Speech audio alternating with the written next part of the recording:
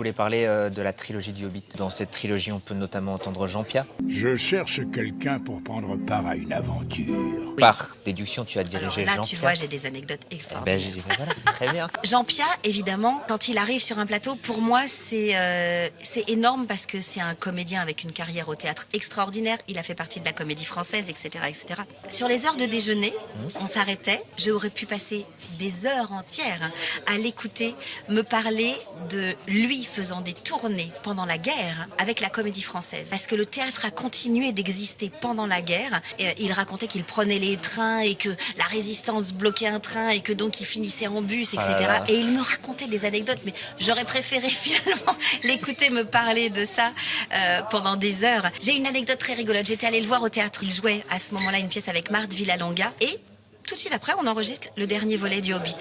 Et il ne jouait plus. Et moi, je lui dis, bah, Jean, c'est très fatigant de jouer au théâtre, donc vous devez être content. Et il m'avait répondu, non. Je suis comme un petit garçon privé de dessert. Jean-Pierre, sa vie, c'était le théâtre, il aimait ça. Et Ça se ressentait. voilà, oui, oui, vraiment.